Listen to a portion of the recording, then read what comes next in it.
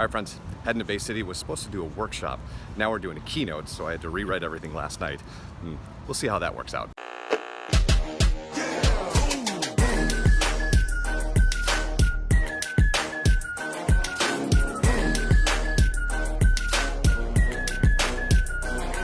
Boom! We are in Bay City, and before we get on with all the keynote stuff, there's a place down the street I want to go check out, so we're gonna go do that. I have a couple weaknesses. One of them is toys, and the other one is old typewriters, both of which are here.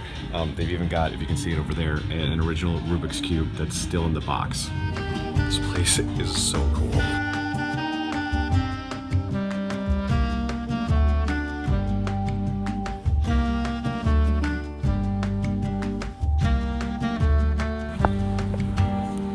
And that's why I love getting out and going for walks when I get to cities. Now, I've been to Bay City probably 100 times, but I always just go to the office and have meetings.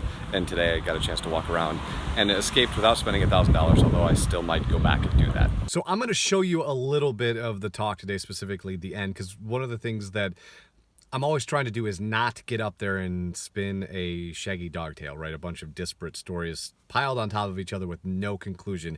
That's the stuff that keeps me up at night. So here's a minute or two of what we did today. I want to leave you with 3 thoughts. And the first one is this. You leave here today and you get up tomorrow morning.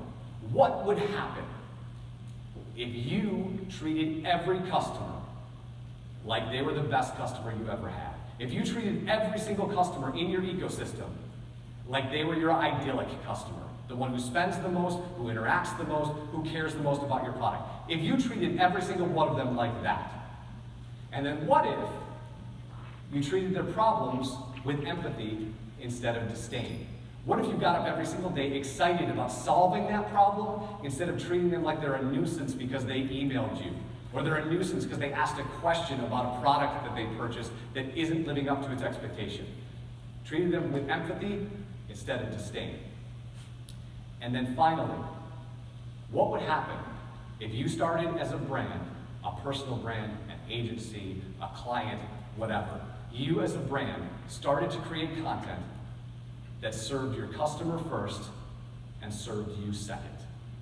If you actually read Joseph Campbell's Hero with 1,000 Faces, if you actually read Donald Miller's Building a Story Brand, if you actually started to believe that your customer is actually the hero and creating content that answered their question at every point along the customer journey, what sort of attention would you have then? Thank you.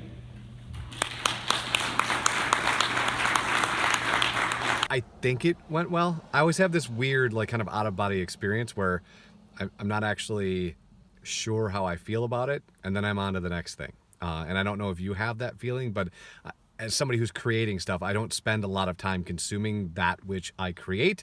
I'm just on to making the next thing, and if I get feedback, it's awesome. If it's not, I know that I needed to do better. And so we're off to do the next thing. And the next thing will be Monday night, the Tonight show in Grand Rapids with Stu McAllister. That's where you will find me. Until then, if you need anything, I'll obviously be back here, or you can get at me, Eric, at mlive.com. Hope you're well.